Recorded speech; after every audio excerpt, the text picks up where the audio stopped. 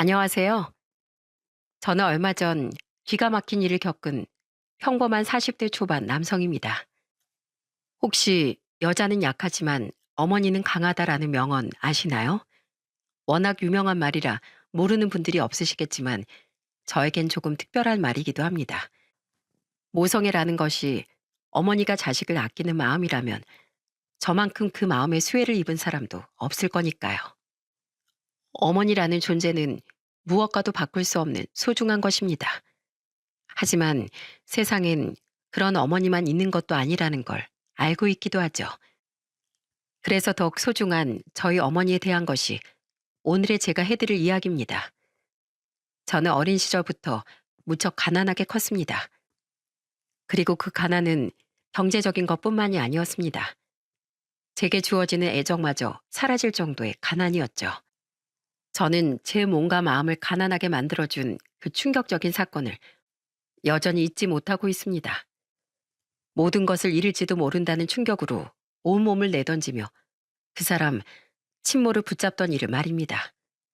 고함치며 소리 지르는 아버지, 아무것도 모른 채 겁에 질린 동생, 그리고 어렴풋이 두 사람의 대화를 이해할 수 있었던 저까지 모든 것이 엉망인 날이었어요. 엄마, 어디가? 가지 마.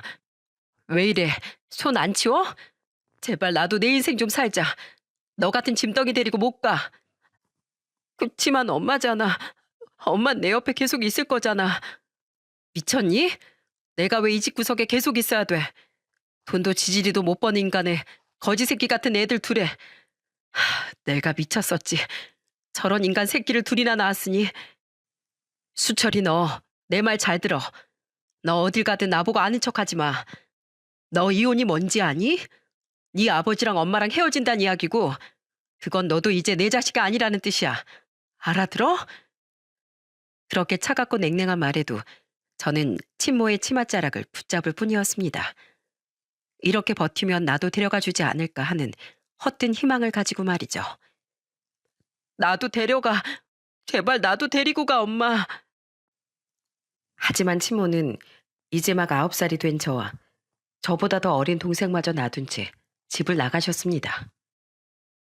그날은 짐과 몸만 챙겨나갔는데 어느 날 학교에서 돌아와 보니 아버지가 온 집안을 뒤집어 놓으셨더라고요.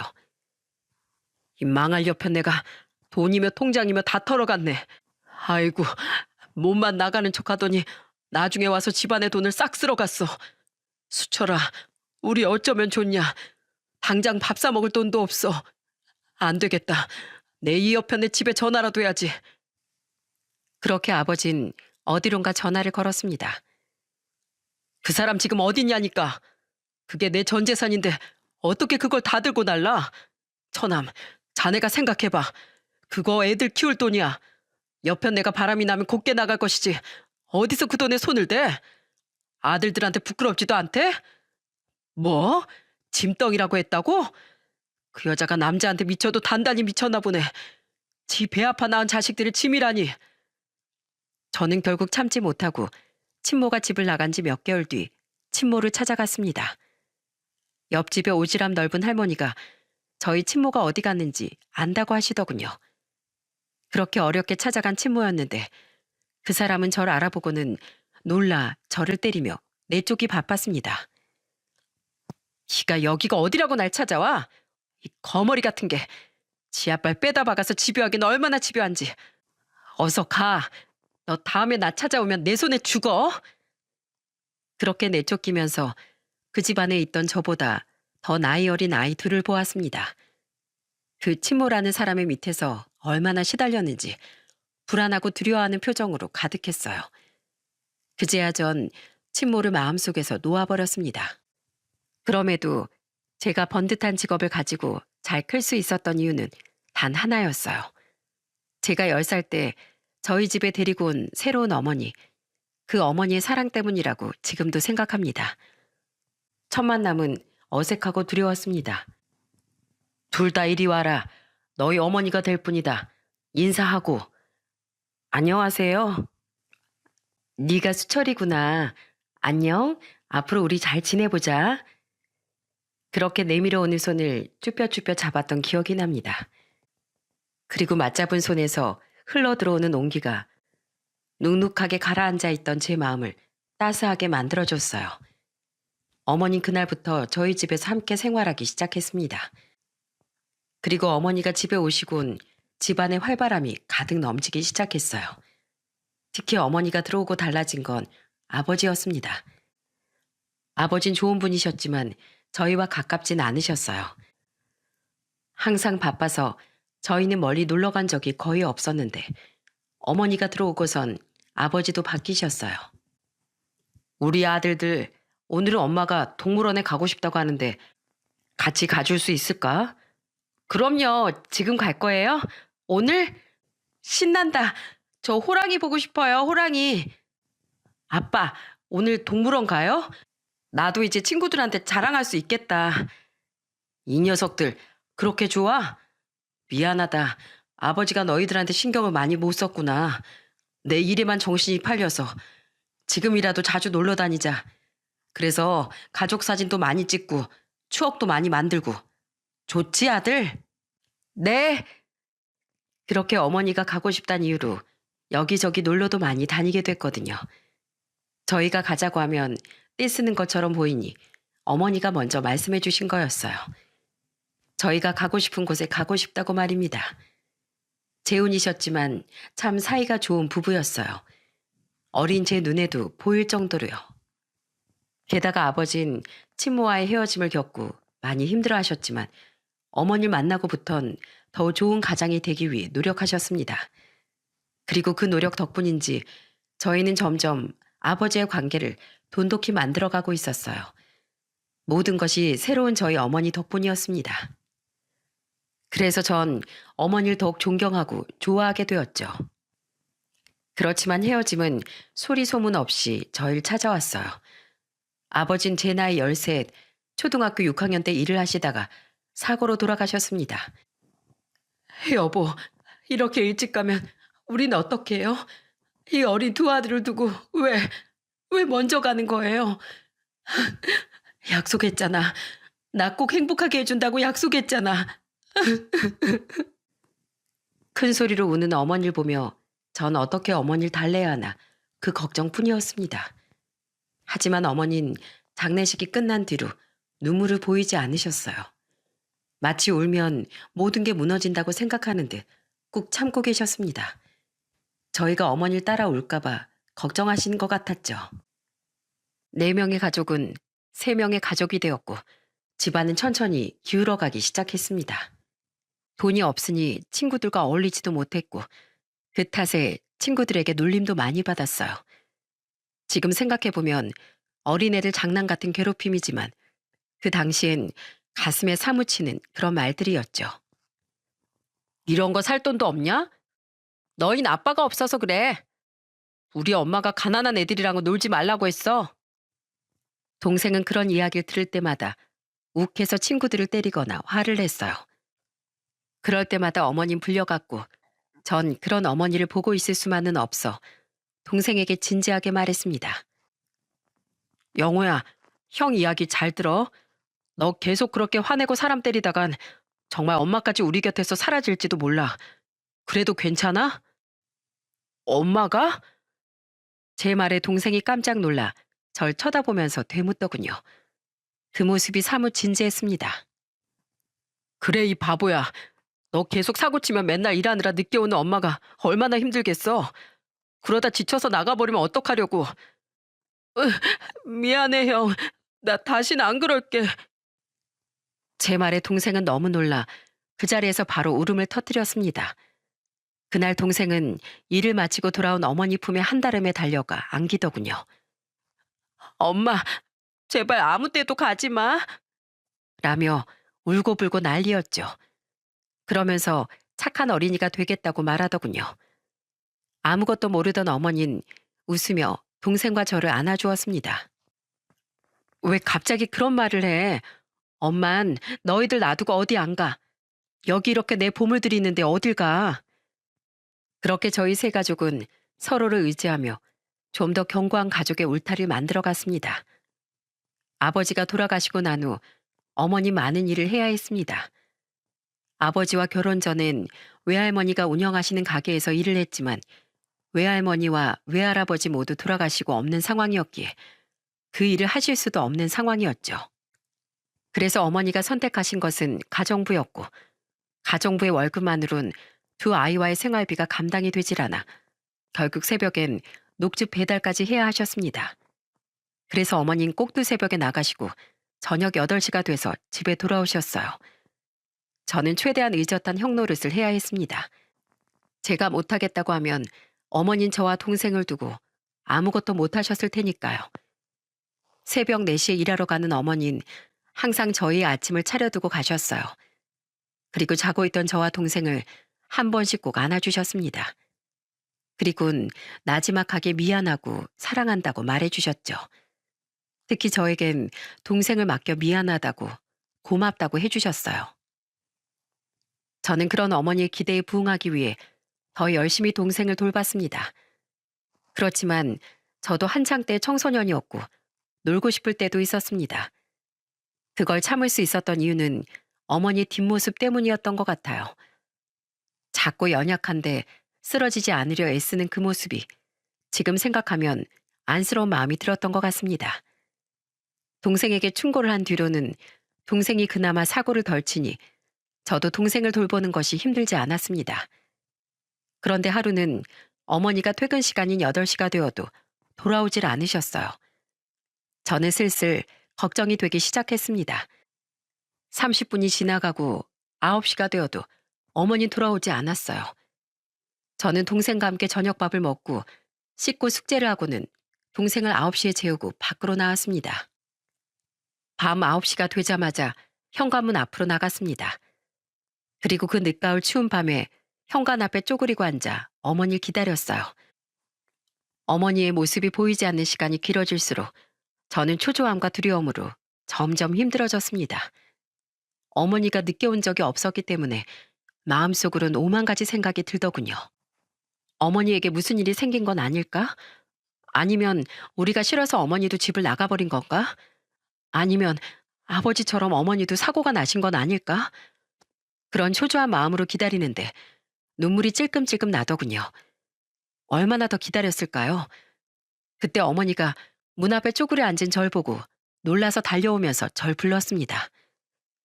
수철아, 너 여기서 뭐해? 집에 들어가 있지 않고. 어머, 이 차가운 얼굴 좀 봐. 왜 밖에 나와 있었어? 들어가서 기다리지. 어, 엄마가 너무 늦어서 엄마가 혹시 안 오면 어떡하나 하고 엄마가 집을 못 찾는 건 아닐까 하고. 그제야 마음이 놓인 전 입 밖으로 나오는 대로 웅얼거렸습니다. 어머니가 돌아왔다는 생각에 마음이 풀려버린 저는 눈물이 흘렀어요. 아버지가 돌아가신 후로 한 번도 울지 않았던 제가 눈물을 보이자 어머니도 깜짝 놀라셨나 봐요. 엄마가 우리 수철이 걱정하게 만들었네. 미안해. 오늘 잠깐 들릴 데가 있어서 갔다 오느라 늦었어. 갑작스럽게 생긴 일이라 너한테 미리 말 못한 것도 미안해. 다음엔 엄마가 꼭 연락할게. 미안해, 우리 아들. 이렇게 걱정하고 마음 아프게 해서 엄마가 미안해. 결국 그날은 저도 어머니도 둘이서 그 밖에서 부둥켜 안고 눈물을 흘렸습니다. 그렇게 집 안으로 들어온 어머니는 차가워진 제 몸을 녹여주려 라면 하나를 얼른 끓여주셨어요. 그때 그 맛은 지금도 잊지 못할 정도로 맛있었습니다. 그 뒤로 어머니 늦게 오는 일은 없었어요. 늦을 땐 항상 말을 하셨고 그래서 전 안심했죠. 그렇지만 저는 몰랐습니다. 여자 혼자서 아이를 키우며 산다는 것이 얼마나 힘든 것인지 말입니다. 그냥 제 할 일만 잘한다고 어머니를 짓누르던 책임감과 피로가 사라지진 않는다는 것 또한 몰랐죠. 제가 고등학교에 들어갔을 무렵이었습니다. 그날 아침 어머닌 드물게 늦잠을 주무셨어요. 힘든데 겨우 일어나신 것 같았죠. 걱정하는 저에게 걱정하지 말라며 약 먹고 나면 괜찮아질 거라며 집에 있던 종합 감기약을 2알 먹고는 일을 하러 나가셨어요. 어머니를 보며 오늘은 쉬시라고 말씀드리고 싶었지만 저는 그 말을 꺼내지 못했네요. 그리고 그 찝찝했던 마음은 곧 후회가 되어 돌아왔어요. 그날 저녁 집에 돌아온 어머니는 저녁 식사 준비를 하다가 쓰러지셨습니다. 저는 너무 놀라 경황이 없었어요. 뭘 해야 할지도 모른 채 어머니만 계속 불렀죠. 어머니 이마는 뜨거웠고 몸은 축 늘어졌어요. 어머니 폰으로 구급차를 불러 병원으로 향했지만 저는 아무것도 모르는 그냥 학생일 뿐이었어요. 응급실에 갔더니 감기 몸살과 과로인 것 같다고 하더군요. 약을 잘 먹고 며칠 푹 쉬면 좋아질 거라는 말을 들었지만 저는 도무지 안심이 되지 않았어요. 동생을 집으로 돌려보내고 엄마를 지켜보는데 한숨이 절로 나왔습니다. 고등학생인 나는 아직 어머니를 지켜줄 수 없구나 싶은 마음에 고등학교 졸업 전에 공장에 취직이라도 해야 하지 않을까 하는 생각을 했어요. 어머니를 이대로 무리를 하도록 만들고 싶지 않았거든요. 당시엔 제 성적이 좋은 편이어서 선생님은 대학 진학을 목표로 했으면 좋겠다고 저를 설득했지만 저는 이번 일을 통해 진학에 대한 생각을 버리려고 했어요. 차라리 일찍 취직하는 게 어머니와 집에 더 보탬이 되지 않을까 생각했거든요. 그렇게 골똘히 앞으로 일에 대해 생각하고 있는데 어머니가 눈을 뜨셨어요. 저는 놀라 소리쳤죠. 엄마, 정신 들어? 수철아, 여기 병원이야? 엄마 밥하다가 쓰러져서 불러도 대답도 없고 구급차까지 부를 필요는 없었는데 수철이가 많이 놀랐나 보네. 엄마 그냥 단순한 감기인데 최근에 잠을 잘 못 자서 힘들었나 봐. 이제 엄마 다 나았으니까 집으로 돌아가자. 어머니 그렇게 말하며 간호사를 불렀습니다. 저는 이대로 집에 가는 게 불안했어요. 엄마, 입원하고 있다가 의사 선생님이 가라고 하면 가. 또 무리하다가 넘어지면 어떡해. 그럴 일 없어. 그리고 병원에 오래 있으면 병원비도 많이 나와. 엄마 돈 많이 모아야 하거든. 이런 데서 쓸데없이 돈 쓰는 건 낭비야. 그러니까 집으로 돌아가자. 엄마, 나도 잘 모르지만 엄마가 일을 2개나 하면 생활이 좀 넉넉해 하는데 꼭 그렇지도 않잖아. 우리가 돈을 펑펑 쓰는 것도 아닌데 돈은 다 어디에 가는 거야? 저는 단순하게 어머니가 일을 줄였으면 하는 마음으로 물었던 거였어요. 엄마가 돈을 악착같이 모으는 건 너희가 앞으로 대학을 가거나 결혼을 하면 써야 할 돈이 생기기 때문이야. 아무것도 없으면 막상 일이 닥쳤을 때 아무런 도움도 되지 못하잖니. 적어도 너 하고 싶어 하는 건 시켜주고 싶어서 그래. 난 대학 갈 생각 없어. 그러니까 엄마 무리 그만하고 일 하나로 줄이고 모아놓은 돈으로 엄마 좀 편하게 살아. 나도 빨리 취직해서 엄마 도울게. 수철아, 엄마 무리하는 거 아니야. 우리 아들 미래를 위해서 힘내는 거야. 오늘은 엄마가 잘못했고 미안해. 하지만 다음부터는 엄마도 좀 더 신경 쓸게. 그리고 대학에 안 가기엔 네 성적이 너무 아깝잖니. 그러니까 다른 생각 말고 대학교 가. 지금은 좀 힘들어도 네가 원하는 대학 나와서 원하는 직장 들어가면 언젠가 엄마에게 더 도움될 일이 있지 않을까? 그러니까 미리 포기하지는 말자. 돈이 없으니 집에 돌아가자는 어머니를 도울 수 있는 방법은 돈을 많이 버는 직업을 가지는 것이었어요. 저는 곰곰이 생각했습니다. 돈을 많이 벌 수 있고 어머니가 힘들 때 도움이 될 수 있으면서 어머니가 자랑스러워할 만한 직업. 문과인 제가 노려볼 수 있는 건 변호사였습니다. 합격하고 취직만 하면 어머니를 괴롭히는 가난 따위 다 사라질 거라고 생각했거든요. 그날 오밤중에 집에 들어온 전 어머니를 집에 쉬도록 하고 어머니가 하고 있던 아침 배달 일을 대신 나가게 됐습니다. 다행히 방학이었기 때문에 어머니 대신 딱 이틀을 나갈 수 있었는데 생각보다 강도 높은 노동에 깜짝 놀라기도 했어요. 그날 오전 배달 일을 어머니 대신 하고 왔더니 어머니가 제게 또 사과를 하시더군요. 아들, 미안해. 공부할 시간도 없는데 엄마 일 돕도록 만들어서. 아휴, 내가 능력이 없어서 널 계속 힘들게 하는 것 같아서. 처연하게 말씀하신 어머니를 뒤에서 꼭 끌어안아드렸어요. 엄마, 나한텐 엄마가 제일 소중해. 내가 공부를 열심히 하는 것도 엄마를 위해서니까 제발 건강해. 아프지 말고. 엄마가 우리를 위해 얼마나 많은 힘을 내고 있는지 알아. 그러니까 그런 말 말어. 난 엄마가 있어서 버틸 수 있어. 엄마가 있기에 우리도 힘내는 거야. 제 말에 어머니는 제 손을 토닥토닥 두드려주며 눈물까지 흘리셨어요. 그 뒤로 저는 열심히 공부를 했고 결국 법대에 합격했어요. 한 사람 몫에 어엿한 사람이 되기 위해 어머니 끊임없이 일하며 제 뒷바라지를 해주셨습니다. 동생은 동생대로 진지하게 자신의 미래를 생각했어요. 그리고는 대학을 가지 않겠다고 했죠. 정말로 동생은 고등학교 졸업과 동시에 조선소에 취업을 하더군요. 어머니는 대학 자금을 모아두었으니 대학에 가도 된다고 했지만 동생은 공부에 뜻이 없다고 말하더군요. 그렇지만 몇 달 안 돼서 동생의 진심을 알 수 있었어요. 형, 내가 대학을 간다 한들 바뀌는 건 없겠지만 형은 달라. 머리도 좋고 충분히 변호사가 될 수 있을 거라고. 그런데 엄마가 요즘 많이 안 좋으시잖아. 계속 고생하게 만들 수도 없고. 내가 일하고 형 뒷바라지 할게. 엄만 여태껏 너무 많이 일하셨으니까 이제 쉬어도 돼. 나머지 내가 할게. 그 말을 듣는데 얼마나 미안하고 면목이 없는지. 원래라면 장남인 제가 제 인생을 포기하고서라도 가족을 지켜야 하는데 모두가 저의 성공만을 바라는 것이 너무나 미안했습니다. 그렇지만 저는 동생과 어머니의 모습을 보며 더 의지를 단단히 했습니다. 성공해서 꼭 변호사가 돼서 이 빚을 어머니와 동생에게 꼭 갚겠다고 다짐했죠. 두 사람의 희생이 없었다면 절대 저는 변호사가 되지 못했을 겁니다. 변호사가 되고 30대 초반에 저에게도 여자친구가 생겼어요. 첫 번째 여자친구는 저만 바라보는 착하고 순수한 여자라고 생각했죠. 집에서도 결혼 이야기가 나오고 있었고 크게 모난 부분도 없는 것처럼 보여 어머니와 식당에서 만날 약속을 했어요. 함께 인사를 드리려고요. 식당을 예약하고 어머니를 데리러 가려고 했는데 어머니는 한사코 직접 나가겠다며 데리러 오지 말라고 하시더군요. 그렇게 식당에서 어머니를 기다렸습니다. 여자친구와 자리에 앉고 화장실에 잠깐 다녀오겠다고 하고 돌아오는데 식당 홀이 무척 시끌시끌하더군요. 도대체 누가 이렇게 식당에서 난리를 치나 싶은 생각을 하며 제자리로 돌아오는데 저희 자리에서 벌어지는 일에 깜짝 놀라고 말았어요. 바로 제 여자친구가 어머니에게 삿대질을 하며 날카로운 목소리로 엄청 화를 내고 있더군요.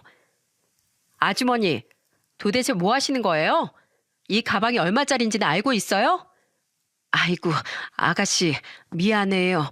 제가 사람을 찾느라 두리번거리다가 가방 많이 상했어요.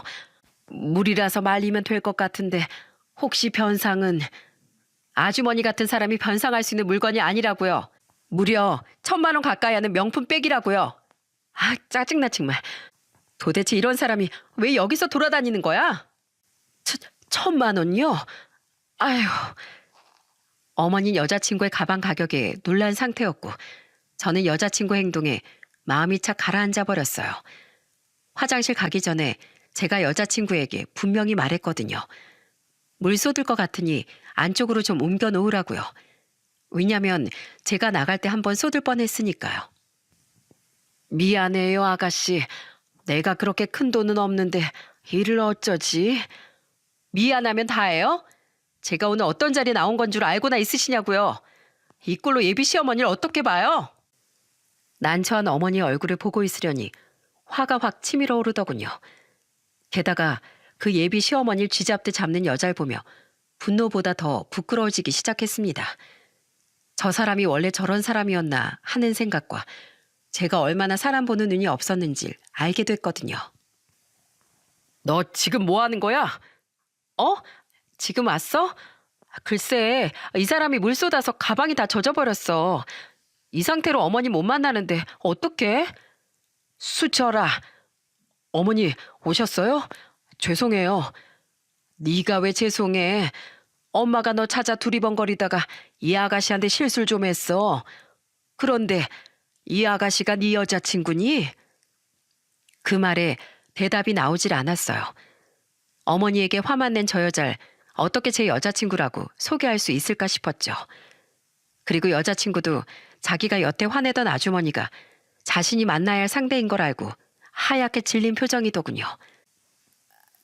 수철 씨, 저기 이거는 변명은 필요 없어. 미안하다. 없던 일로 하자. 그리고 우리도 이제 그만 헤어져. 저는 생각보다 냉정하게 그 자리에서 바로 이별을 말했습니다. 어머니가 어떤 분인지 몇 번을 설명했어요. 사귀는 동안 여기 오는 내내 저와 동생을 위해 자신의 삶을 희생한 어머니에 대해서 난 이분이 당신 어머니인지 몰라서 그랬어. 알았으면 화 안 내고 웃고 넘어갔을 거라고? 그런데 말이야, 내가 헤어지자는 게 우리 어머니에게 화를 냈다는 이유만으로 헤어지자는 게 아니야. 내가 사람을 잘못 본 것 같아서 그래. 네가 어른들한테 싹싹하고 부침성 있는 성격이라고 생각했는데 그게 전혀 아니었다는 걸 알았던 거고, 네가 충분히 배려 있고 포용력 있는 사람이라고 생각했는데 그건 역시 아니라는 걸 알았어. 난 다른 건 다 참아도 어른들한테, 특히 부모님한테 나쁘게 하는 사람은 못 참아. 제 말에 여자친구는 얼굴이 새빨개지더니 제게 오히려 화를 내고 식당에서 나가버렸어요. 어머니는 안절부절 못하며 절 쳐다보더니 연신 사과를 하시더군요. 어머니가 사과해야 할 일이 아니었는데 어머니는 제 일만 관련되면 언제나 사과부터 하셨어요. 그게 너무 죄송했죠. 사과를 해도 제가 사과를 했어야 하는데. 그렇게 그 여자친구와는 헤어지고 저는 제대로 된 여자가 아니면 어머니에게 데려오지 말아야겠다고 생각하게 됐습니다. 그렇게 30대 중반까지 여자친구도 없이 그냥 홀로 어머니나 모시며 사는 건 어떨까 고민하던 중에 만난 것이 바로 지금의 아내였어요. 아내는 당시 회사원으로 제 친구의 소개로 만나게 됐어요. 야무지고 뭐든 완벽해 보이던 이 사람은 부모님을 일찍 여의고 스스로의 노력만으로 자신의 인생을 개척한 사람이더군요. 그리고 무엇보다 부모님에 대한 정이 애틋했습니다. 그래서인지 나이가 많은 분들에게도 무척 잘하고요. 그렇게 아내와 가까워졌고 곧 결혼을 전제로 만나게 되었습니다. 저희 어머니에게 소개시켜 주려고 했을 때도 예전의 일이 생각나 좀 걱정이 되긴 하더라고요. 하지만 걱정할 필요가 없었죠. 두 사람이 참 잘 맞았거든요. 어머니는 음식을 차려놓고 기다리셨어요. 많이 먹어요. 내가 일만 하느라 솜씨가 그리 좋진 않아. 아니에요. 정말 맛있어요, 어머님. 부모님 돌아가시고 이렇게 따뜻한 밥을 먹는 게 몇 년 만인지 모르겠어요. 밖에서 사 먹으면 이런 맛이 안 나거든요. 진짜 신기하네요. 부모님이 일찍 돌아가셨나 보네. 여기 오기 전에 한 번 들렀어요? 네? 어딜요? 부모님 산소 말이에요. 아직 안 갔으면 오늘 가는 길에 꼭 들렀다 가요. 부모님이 얼마나 기다렸을꼬. 아가씨가 이렇게 커서 결혼하는 거 보고 싶으셨을 텐데. 그리고 내 말도 좀 전해주고. 아가씨 우리가 잘 보살필 테니 걱정하지 마시라고. 그 이야기를 듣는 동안 제 아내는 코와 눈이 빨갛게 있더니 이내 눈물을 필사적으로 참고 있더군요. 그렇게 저희는 가는 길에 아내의 부모님 산소에 인사를 드리고 결혼 준비를 했습니다. 결혼하고 저는 분가를 했는데 그것도 어머니 뜻이었어요. 아내와 충분히 이야기하고 함께 살고 싶다고 말했었는데 어머니가 벌써부터 시집살이 시키고 싶지 않다며 당분간은 떨어져서 지내자고 하시더군요. 서운한 마음이 들었지만 이내 풀렸어요.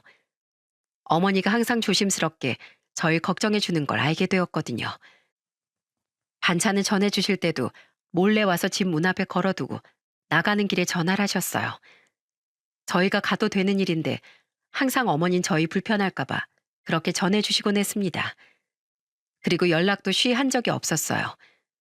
매번 저와 아내가 먼저 전화를 드렸고 너희 바쁘다며 먼저 끊는 건 어머니였습니다. 저희에게 아들과 딸이 연달아 태어나고도 어머니 손주들을 다 키워주셨어요. 처가 식구들이 없으니 어머니에게 맡길 수밖에 없었는데 나중엔 애들이 할머니 손에서 떨어지지 않으려 해서 더 문제였을 정도로 잘 키워주셨죠. 그럴수록 저는 감사했지만 면목이 없었습니다. 그렇게 몇 년이 지났을까요? 아내가 먼저 제게 그러더군요. 어머님, 이제 우리가 슬슬 모셔야 하지 않을까요? 예전보다 기력이 많이 없으셔. 혼자 계시다가 사고 날까봐 걱정도 되고. 나도 그러고 싶긴 한데 아마 엄마가 허락 안 하실 거야. 저번에도 내가 그렇게 오시라고 했는데 오시지도 않고 가겠다고 했더니 집도 안 치웠으니 오지도 말라고 하고. 그러면 아직 애들 어리니까 애들을 핑계로 모시는 건 어때? 애들도 할머니 좋아하고 어머님도 애들 좋아하시잖아요. 그럼 그럴까? 근데 아파트는 싫으시댔는데. 그러면 조금 멀더라도 외곽 쪽에 주택 하나라도 얻어봐요. 도심보단 쌀 테고 어머님도 좋아하실 거예요. 좋은 생각이었습니다. 어머니는 항상 주택에서 정원을 가꾸며 살고 싶어 하셨고, 아이들에게도 아파트보단 주택 생활이 좀 더 정서적으로 안정될 거라는 생각이 들었어요. 그렇게 어머니를 설득했고, 어머닌 정원과 손주들 이야기에 합가를 허락하셨어요. 그런데 무릎이 좋지 않은 어머니를 위해 리모델링을 하는 기간 중에 어머니가 계단에서 넘어져 고관절 골절상을 입으셨어요. 논란 전 곧바로 큰 병원으로 모셔 수술을 했고, 집 근처 좋은 재활병원으로 옮겨 어머니를 모셨습니다. 맛있는 것도 사가고 어머니가 좋아하는 것도 들고 갔죠. 병원밥 맛없을까봐 반찬도 싸드리고요. 그리고 입원한 지 일주일이 되던 날, 그 악몽 같은 일이 벌어졌던 겁니다. 그날은 주말로 남동생과 둘이서 어머니께 가기로 한 날이었어요. 별 생각 없이 선물을 들고 병실로 들어가려는데 밖에서도 들릴 만큼 큰 소리가 안에서 나더군요. 뭔가 이상하다 싶어 문을 열고 들어갔는데 어머니가 웬 여자에게 삿대질을 받으며 욕을 먹고 계셨습니다. 당신 이러는 거 자식들도 알아? 모르지? 모르니까 이런 염치 없는 짓을 할 수 있는 거야. 이 도둑고양이 같은 년. 네가 어디서 안주인 행세를 해? 어? 내가 모를 줄 알았어? 몇 번을 말해도 듣질 않아. 거긴 네 자리가 아니라고 말했지?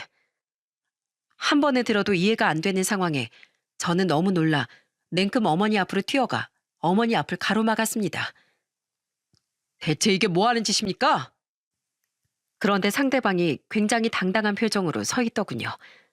그리고 굉장히 불쾌한 기분이 들었습니다. 그리고 곧 그 불쾌한 기분의 정체를 알게 됐어요. 상대방이 제 친모였기 때문이었죠. 늙어서 인상이 많이 바뀌었지만 잊을 수 없는 얼굴이었어요. 친모를 앞에 두고 어머님 부들부들 떨고 계셨어요. 이 사람이 왜 화를 내는지 아는 듯한 모습, 그리고 화를 내는 게 당연하다는 모습을 하고 있으니 저야말로 정말 미칠 지경이었습니다. 도리어 상대방에게 화를 내도 모자랄 판에 울고 계시다뇨. 어머니, 무슨 일 있었어요? 어서 나한테 말해봐요. 수철아, 어쩌니 이를 어째 네 친엄마가 너희들 내놓으라고.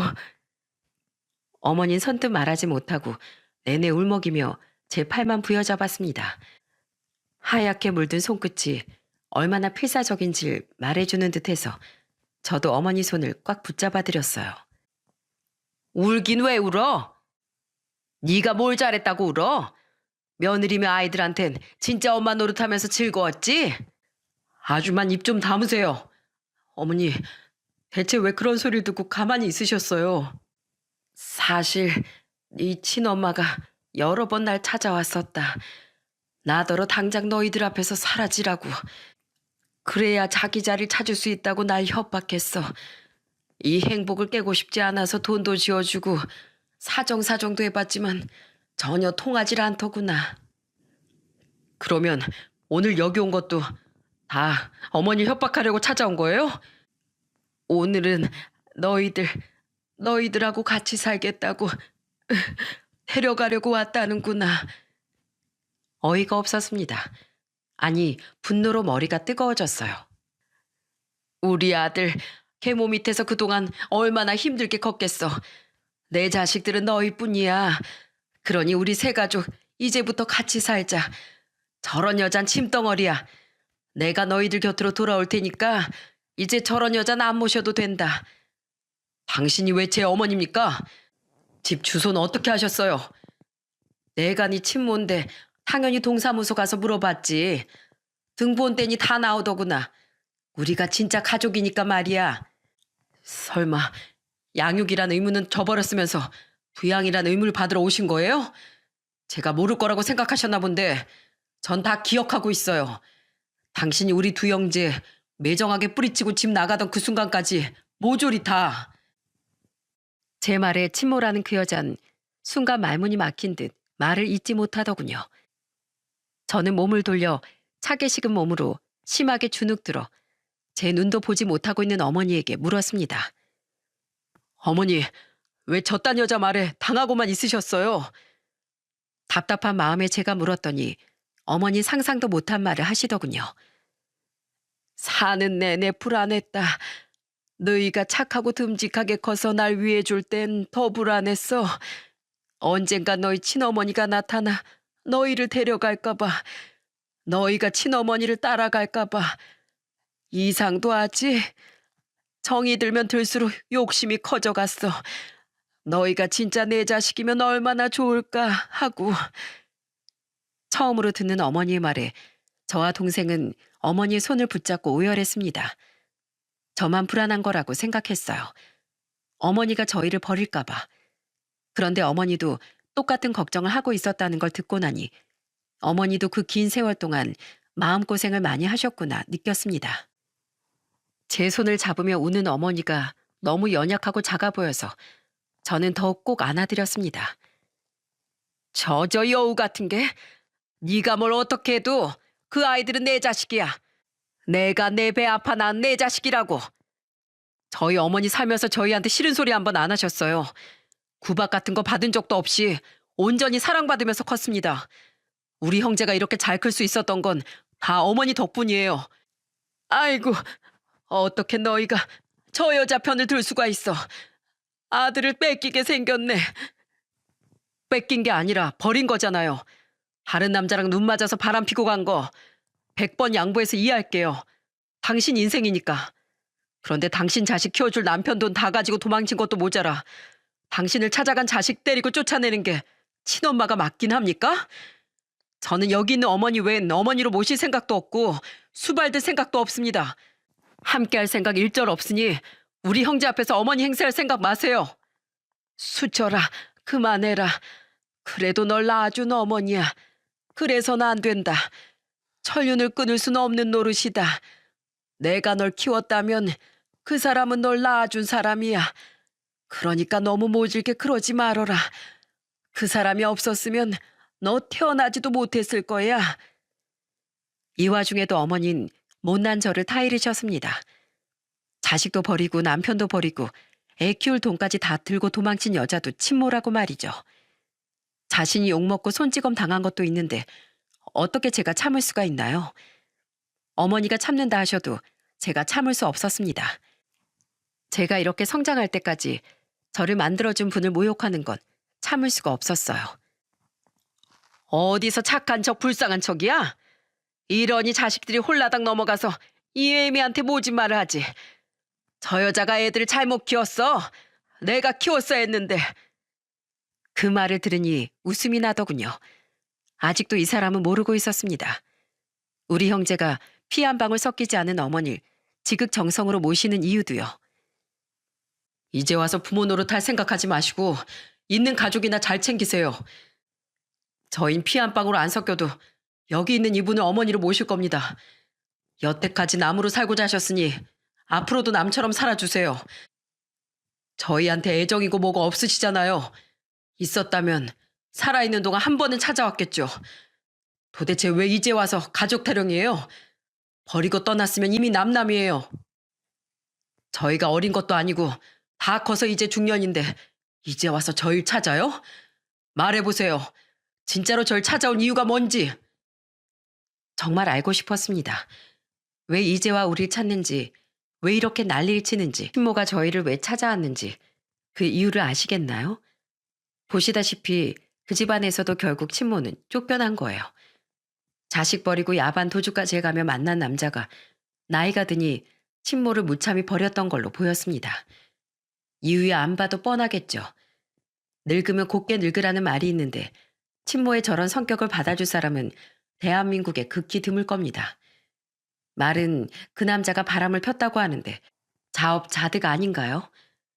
본인도 바람 펴서 우리 가족을 버렸듯이 똑같이 당하게 된 셈이었죠.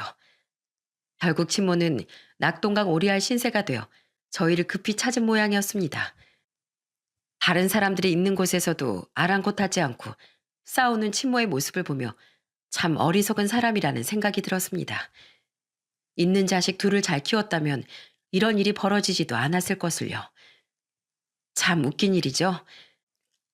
저희를 가슴으로 키워주신 어머니는 친자식이 아닌 우리를 30년 동안 키워 이만큼 극진히 대접받으며 사랑받고 사는데, 친모라는 사람은 30년 동안 키운 자식들에게 버림받고 결국 돈 한 푼 없이 내쳐진 상황이니까요. 그렇게 뿌린 대로 열심히 거두는 친모의 모습을 더 이상 보고 싶지 않아 저는 곧 병원 관계자를 불러 두 사람을 내보내달라고 요청했습니다. 친모를 피해 병원을 옮긴 어머니는 그간 저희에게 과거를 모두 말씀해 주셨어요. 아이를 낳지 못하는 어머니가 고향으로 돌아와 시리에 빠진 아버지를 만나셨다고 합니다. 어머니는 아버지도 힘들어 보였지만 저희가 너무도 마음에 걸렸다고 했어요. 자식도 낳아보지 못한 내게 모성 같은 건 없다고 생각했는데 참 이상한 일이지. 네가 내 손을 꼭 잡아주는 그 순간 그때 그 마음이 생겨났어. 그땐 아주 작은 마음이었는데 돌보면서 더 커지더라고. 그래서 네 아버지와 결혼하고 너희 엄마가 됐지.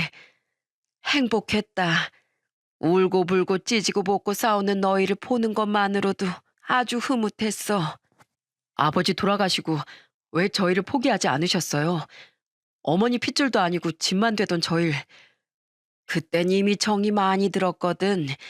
내가 너희 없이 못 살 것 같았어.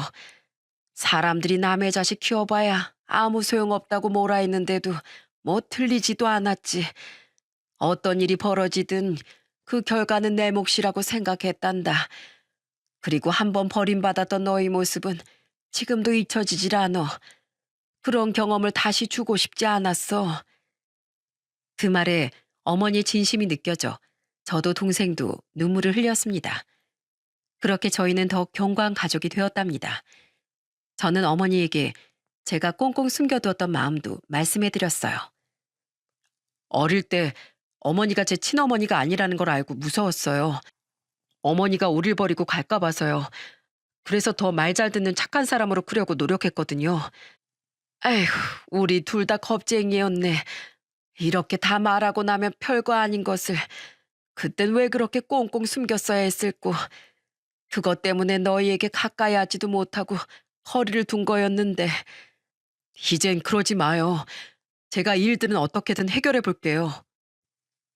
병원에서 퇴원하고 다른 병원에서 재활을 마친 저희가 집으로 돌아오고 한 달이 조금 안 됐을 때 친모가 어떻게 알고 또 저희 집을 찾으러 왔더군요. 당장 나오라며 너희가 나를 모셔야 한다며 고래고래 고함을 지르며 소동을 피웠습니다. 아들아, 엄마한테 1억만 주라. 엄마 없었으면 너 태어나지도 못했어.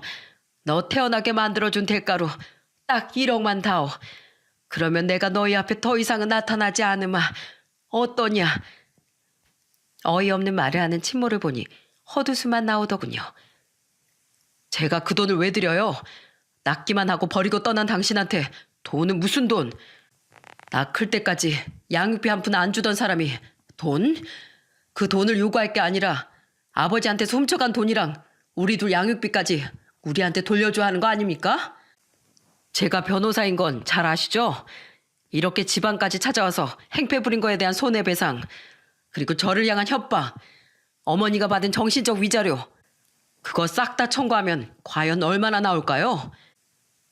돈 내놓으라며 반협박식으로 찾아온 친모에게 그대로 돌려줬더니 이번에 눈물을 흘리기 시작했습니다. 넌 내가 불쌍하지도 않니? 남편은 바람나서 날 버렸고 자식들도 내가 그렇게 힘들게 키웠는데 모른 척하고 있다고.